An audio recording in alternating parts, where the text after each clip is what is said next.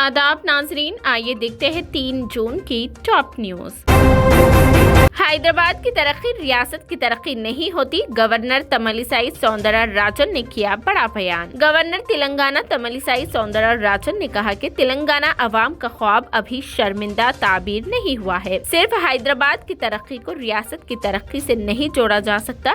राजभवन में तेलंगाना की यौम तासीस तकारीब का एहतमाम किया गया। उस मौके पर गवर्नर ने केक काटा और जोश खरोश के साथ डांस भी किया और बाद-ए-अज़ां खिताब करते हुए तेलंगाना रियासत की तश्कील के लिए जिंदगियां कुर्बान करने वाले शोहदा को खराज अकीदत भी पेश किया। गवर्नर ने पहली मर्तबा अपनी सारी तकरीर तेलुगु में करते हुए कहा कि तेलंगाना की तहरीक पानी, फंड्स और तकर्रुरात के मौजू पर चलाई गई, मगर अभी तक अवाम की तवक्कुआत पूरी नहीं हुई। सिर्फ हैदराबाद की तरक्की रियासत की तरक्की नहीं हो सकती। रियासत के दूर दराज के देहात भी तरक्की करे तो उसको हकीकी तरक्की करार दी जा सकती है। गवर्नर ने कहा कि जय तेलंगाना सिर्फ नारा नहीं है बल्कि इज्जत नफ्स का नारा है। उन्होंने कहा कि मरकजी हुकूमत की मदद से रियासत में कई तरक्याती प्रोग्राम्स किए गए हैं। वो अपनी जिंदगी का हर लम्हा अवाम के लिए काम करना चाहती है। गवर्नर ने कहा कि रियासत तेलंगाना ने कई शोबों में तरक्की की है। सिर्फ चंद लोगों की तरक्की नहीं बल्कि सब लोगों की तरक्की जरूरी है। गवर्नर ने रियासत की तरक्की में NRIs को हिस्सेदार बनाने का मशवरा दिया। तेलंगाना को मुल्क की सरफेरीज रियासत में तब्दील करने के लिए सबको मुतहिदा तौर पर ताउन करने पर जोर दिया।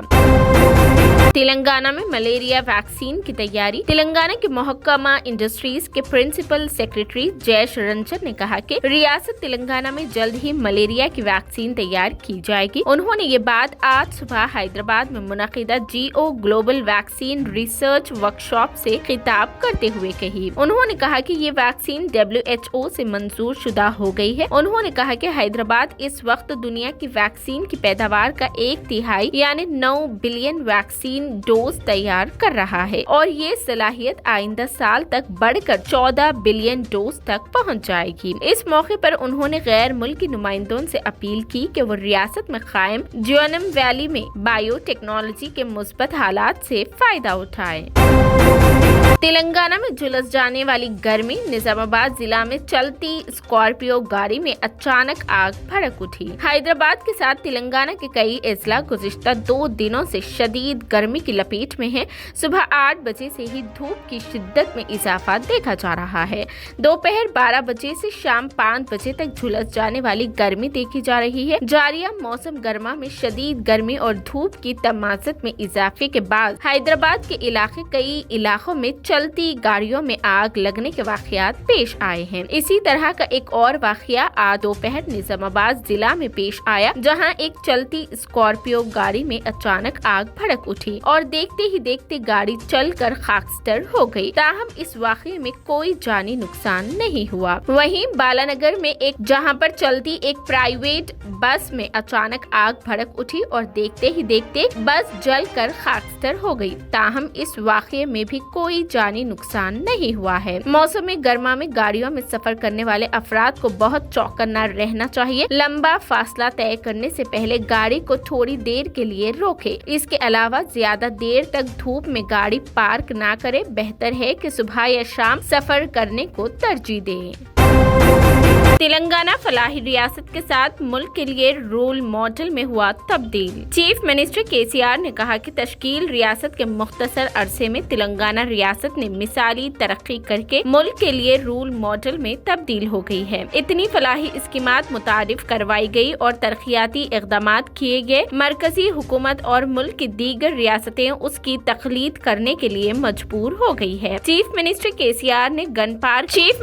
KCR ने हुकूमत के 21 रोजा मुख्तलिफ प्रोग्राम्स का आगाज किया है। चीफ मिनिस्टर ने कहा कि मुत्तहिदा आंध्र प्रदेश में तेलंगाना के मुख्तलिफ अजला खुश्क साली का शिकार थे। अलहदा तेलंगाना की तश्कील के बाद आपाशी प्रोजेक्ट पर खुसूसी तवज्जो दी गई। कालेश्वरम प्रोजेक्ट तामीर किए गए। मशीन भगीरथा प्रोग्राम के जरिए घर घर को पीने का पानी सरबराह किया गया। तालाबों को बहाल किया गया। किसानों को मुफ्त बरखी सरबराही की गई, जिसके बाद तेलंगाना में दूसरा ज़रई सुनहरा इनकलाब शुरू हुआ। زرعی شعبے کو ترقی دینے، کسانوں کی فلاح و بہبود کے لیے مختلف فلاحی اسکیمات کا آغاز کیا گیا۔ تلنگانہ کو صحت مند ریاست میں تبدیل کرنے کے لیے طبی سہولتوں کو مستحکم کیا گیا، بڑے ہاسپٹلز قائم کیے گئے، عصری انفراسٹرکچر فراہم کیا گیا، مفت ٹیسٹوں کے ساتھ مفت ادویات تقسیم کی جا رہی ہے، ڈاکٹرز و طبی عملے کا تقرر کیا گیا، مفت ڈائگنوسٹک سینٹر، گردے کے مریضوں کے لیے مفت ڈائلیسس سینٹر قائم کیے گئے، ہاسپٹلز کے بیڈز کو آکسیجن کی سہولت فراہم کی گئی۔ متحدہ آندھرا پردیش میں تلنگانہ میں صرف 1400 آکسیجن پر مشتمل بیڈز تھے، 9 سال میں اس کی تعداد کو بڑھا کر 27,966 کر دی گئی ہے۔ 1472 اسسٹنٹ پروفیسرز کا تقرر کیا گیا۔ ورنگل میں 1100 کروڑ روپے کے مصارف سے 2000 بیڈز پر مشتمل ہاسپٹل تعمیر کیا جا رہا ہے۔ تیل کی قیمت میں کمی کا ہے امکان۔ مرکزی حکومت نے آج تیل بنانے والی بڑی کمپنیوں کے ایسوسی ایشن کی دوسری میٹنگ طلب کی، جس میں عالمی سطح پر قیمت میں آئی کمی کے دوران کھانے کے تیل کی قیمت میں مزید کمی کرنے پر تبادلہ خیال کیا گیا۔ امکان ہے کہ تیل کی قیمتوں میں 8 تا 12 روپے کی کمی ہو سکتی ہے۔ غذا اور عوامی نظام تقسیم کے محکمے کے سیکریٹری سنجیو چوپڑا نے نئی دلی میں اس سلسلے میں اجلاس طلب کیا، جس میں قیمتوں پر جائزہ لیا گیا۔ میٹنگ کے دوران صنعتوں نے اطلاع دی کہ کھانے کے مختلف تیلوں کی عالمگیر قیمتوں میں پچھلے 2 ماہ میں 150 سے 200 روپے ڈالر فی ٹن تک کی کمی آئی ہے۔ صنعتوں نے اطلاع دی کہ انہوں نے زیادہ سے زیادہ خردہ قیمت میں کمی کی ہے اور جلد ہی وہ مزید کمی کریں گے۔ اوڈیشہ ٹرین حادثے میں آندھرا پردیش کے 178 افراد بھی ٹرین میں سوار تھے۔ محکمہ ریلویز نے اوڈیشہ میں حادثے کا شکار کورومنڈل ایکسپریس ٹرین میں سوار آندھرا پردیش کے مسافرین کی تعداد کی تفصیلات بھی بتائی ہے۔ عہدیداروں نے بتایا کہ اس ٹرین میں آندھرا پردیش کے جملہ 178 افراد سوار تھے۔ شالیمار میں کورومنڈل ایکسپریس کے علاوہ دیگر مقامات سے بھی ٹرین میں سوار ہوئے، جن کا تعلق اس تیلگو ریاست سے تھا۔ کورومنڈل ایکسپریس میں جملہ 178 مسافر اے پی کو آنے والے تھے، لیکن ان میں کتنے لوگ ہلاک ہوئے اور کتنے زخمی ہیں کوئی اطلاع نہیں ملی۔ ان میں سے 16 خواتین ہیں۔ محکمہ ریلوے کے حکام کے مطابق 33 افراد وجے واڑہ، 2 ایلورو، 1 تاڑے پلی گوڈم اور 12 افراد راجا مہندرا ورم میں اترنے والے تھے۔ برج بھوشن پر کارروائی نہ کرنے کی وجہ پی ایم مودی بتائے، پرینکا گاندھی نے کیا مودی سے سوال۔ کانگریس کی جنرل سیکریٹری پرینکا گاندھی نے ریسلنگ ایسوسی ایشن کے صدر برج بھوشن سنگھ کے خلاف الزامات کے حوالے سے ایک خبر کا حوالہ دیتے ہوئے وزیر اعظم نریندر مودی سے پوچھا ہے کہ ملزم کو کیوں تحفظ فراہم کیا جا رہا ہے اور ان کے خلاف کارروائی کیوں نہیں کی جا رہی ہے۔ محترمہ گاندھی نے ریسلنگ ایسوسی ایشن کے صدر پر لگائے گئے الزامات کو ٹویٹ کیا اور وزیر اعظم سے سیدھا سوال پوچھا، نریندر مودی جی ان سنگین الزامات کو پڑھے اور ملک کو بتائیے کہ ملزموں کے خلاف اب تک کوئی کارروائی کیوں نہیں کی گئی۔ امیتابھ بچن اور جیا بچن کی شادی کے 50 سال ہوئے مکمل۔ امیتابھ بچن اور جیا بچن کی شادی کے آج 50 سال مکمل ہو گئے ہیں۔ امیتابھ اور جیا آج اپنی شادی کی 50ویں سالگرہ منا رہے ہیں۔ امیتابھ بچن اور جیا بچن کی جوڑی بالی ووڈ میں کافی ہٹ رہی ہے۔ امیتابھ اور جیا نے کئی فلموں میں ایک ساتھ کام کیا ہے اور ان کی کیمسٹری کو ناظرین نے بے حد پسند بھی کیا ہے۔ امیتابھ بچن اور جیا بچن کی شادی 3 جون 1973 کو ممبئی میں ہوئی تھی۔ اس خاص دن پر امیتابھ جیا کی بیٹی شویتا بچن نے انہیں مبارکباد دیتے ہوئے ایک اندیکھی تصویر شیئر کی ہے۔ شویتا بچن نے اپنے انسٹاگرام پر اپنے والدین امیتابھ بچن اور جیا بچن کی ایک تھرو بیک تصویر پوسٹ کی۔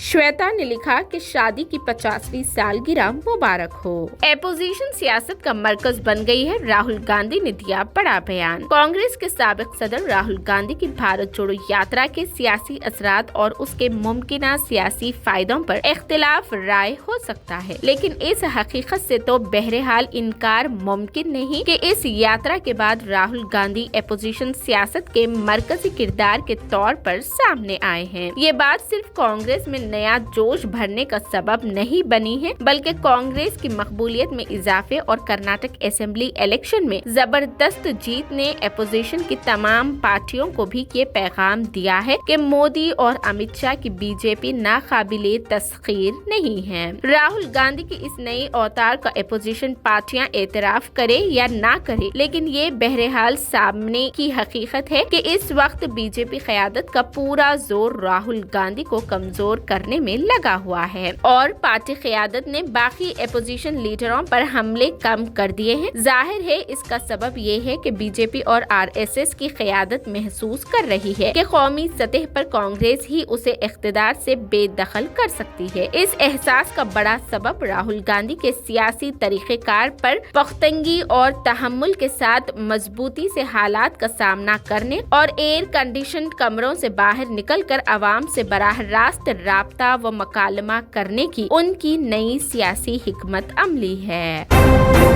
पीएम मोदी ने बालासूर ट्रेन हादसे में जख्मी हुए मुसाफिरों से की मुलाकात, हालात का लिया जायजा। वजीर आजम नरेंद्र मोदी ने ओडिशा के बालासूर में हुए ट्रेन हादसे वाली जगह पहुंचकर हालात का जायजा लिया। इस ट्रेन हादसे में अब तक 280 से ज्यादा अफराद की मौत की खबर सामने आ चुकी है और तकरीबन 1000 अफराद जख्मी हो चुके हैं, जिनमें से कई की हालात संगीन बनी हुई है। जाए हादसे का मुआयना करने के बाद पीएम मोदी ने हॉस्पिटल पहुंचकर जख्मियों की इयादत भी की है।